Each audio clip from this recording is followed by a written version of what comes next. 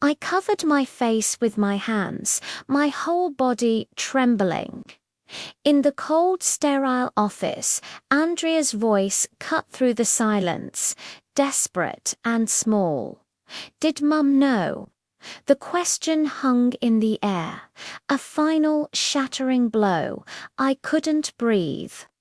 I shot up from my chair, the room suddenly too small, the walls closing in.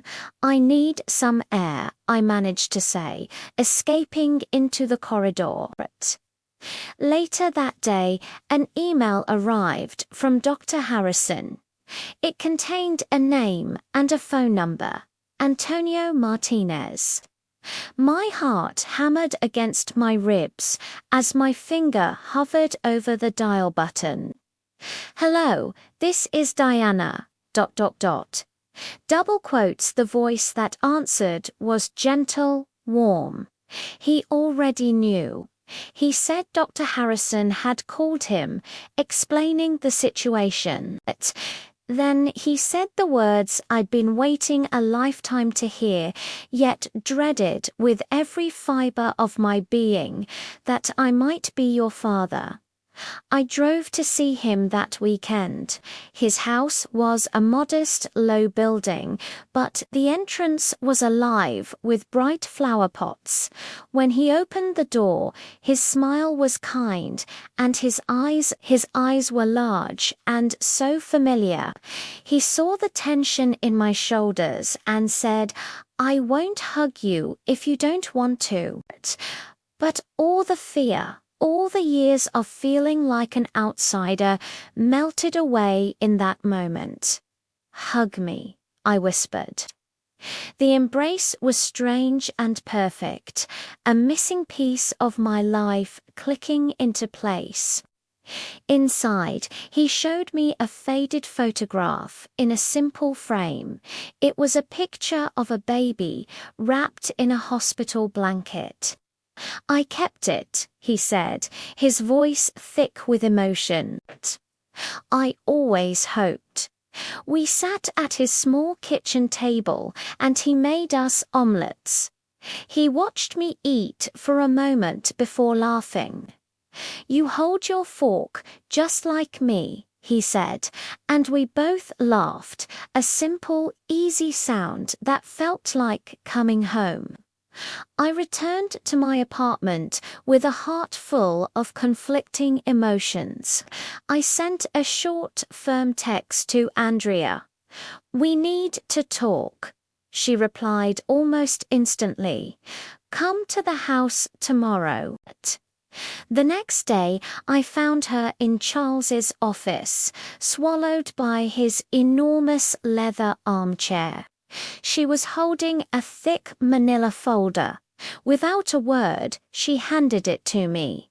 It was a letter Charles had written, but never sent. It began, "Diana, if you are reading this, it's because I lack the courage to tell you in life." He wrote that he loved me, but that it was hard. Loving me was a constant, painful reminder of his wife's betrayal and his own complicity. He admitted they both knew, Veronica and him. They had decided to keep the secret, to raise me as their own, hoping love would be enough to erase the lie. But it wasn't.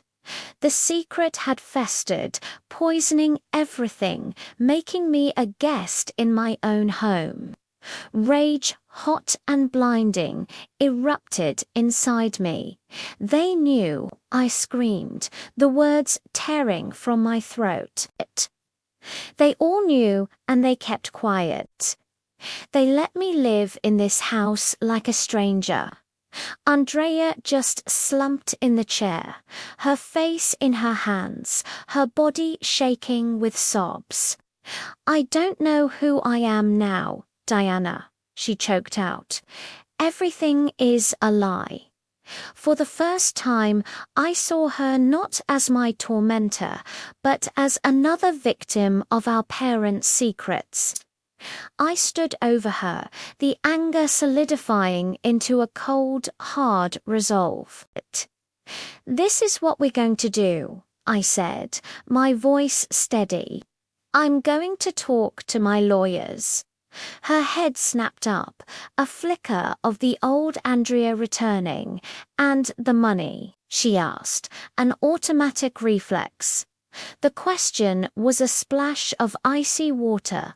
"Always the money," I said, turning away. "Keep it. Keep your everything." The next few weeks were a blur of bureaucracy and therapy. I was untangling not just a legal mess, but the entire narrative of my life. 2 months later, the insurance company for the hospital called. They offered a settlement, a significant sum, a public apology, and a bronze plaque in the new neonatal unit bearing the names Martinez Hayes. I was on the phone with Antonio when the call came. "It's not about the money, Diana," he said, his voice calm and certain.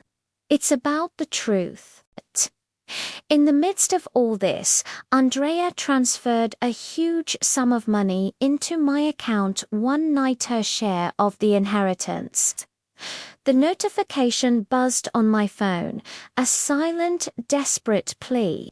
My hand was shaking as I opened my banking app and hit transfer back.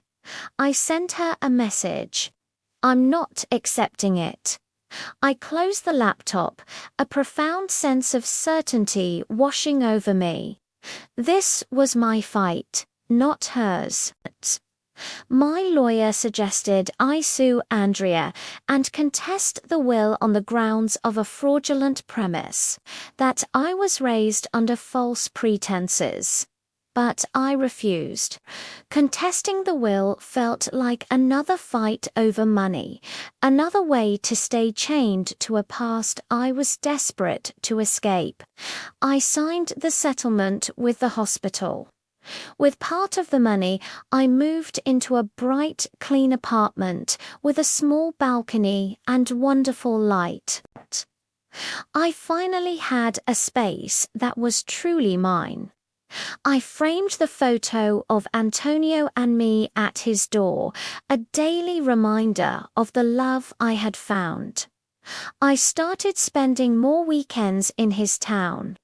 He was a carpenter, his workshop a cluttered, cozy haven that smelled of sawdust and varnish.